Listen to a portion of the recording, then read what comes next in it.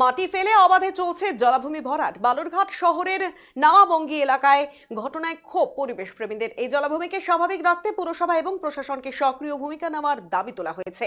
নামাবঙ্গীতে দীর্ঘাকৃতি একটি পুকুর ছিল, এখন সেটি জলাভূমিতে পরিণত হয়েছে। সেই জলাভূমিটি বিক্রি হয়েছে বেশ কয়েক বছর আগে। এই মুহূর্তে সেই জলাভূমিটিকে মাটি রাবিশ ফেলে ভরাট করা হচ্ছে। তবে তাতে অবশ্য উৎসাহ দিচ্ছে এলাকার কয়েকজন, কিন্তু বিষয়টি প্রকাশ্যে আসতেই এবার সরব হলো পরিবেশ প্রেমীরা।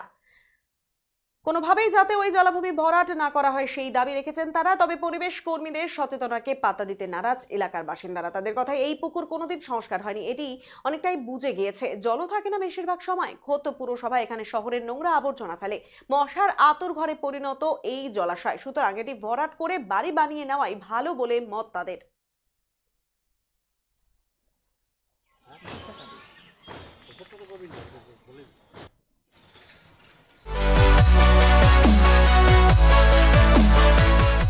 আমাদের শক্তি আপনাদের নির্ভরযোগ্যতায়, আমাদের ওই সততা আপনাদের বিশ্বস্ততায়, আমাদের প্রত্যেকটি গ্রহরত্ন পরীক্ষিত এবং কার্যকারী।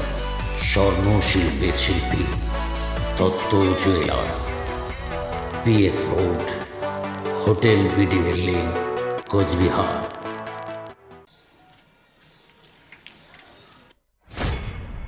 বা জলাশয়কে বলা হয় প্রকৃতির কিডনি।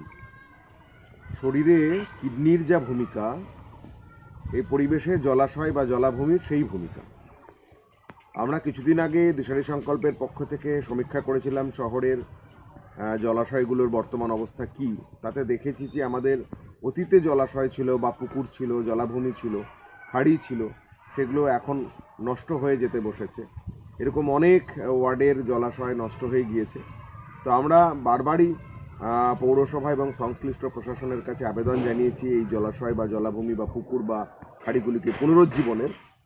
আমার মনে হয় যে এই জলাভূমির যে ভূমিকা আছে তাকে গুরুত্ব দিয়ে, কারণ শহরে যদি পরে ভয়ঙ্কর অগ্নিকাণ্ড হয় আমরা জল কোথায় পাবো এটাও ভাবতে হবে।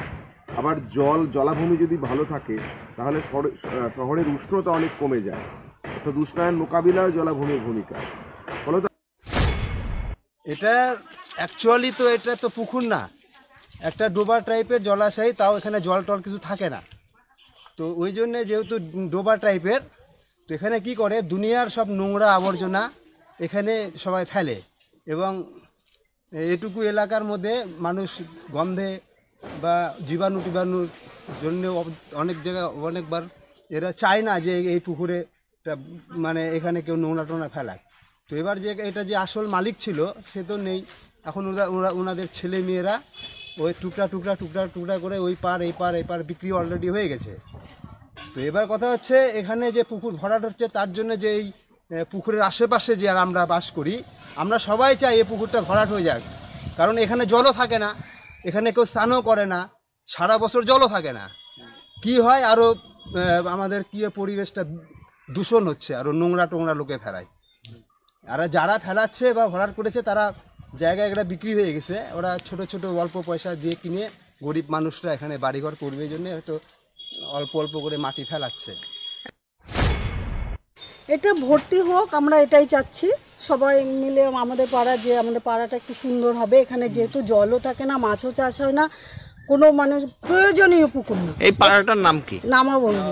এখানে দুনিয়ার মানে আতুরের জিনিসপত্র, মরার হবিষ্যির হাড়ি থেকে মানে দুনিয়ার আবর্জনা নিয়ে আসে এখানে ফেলে।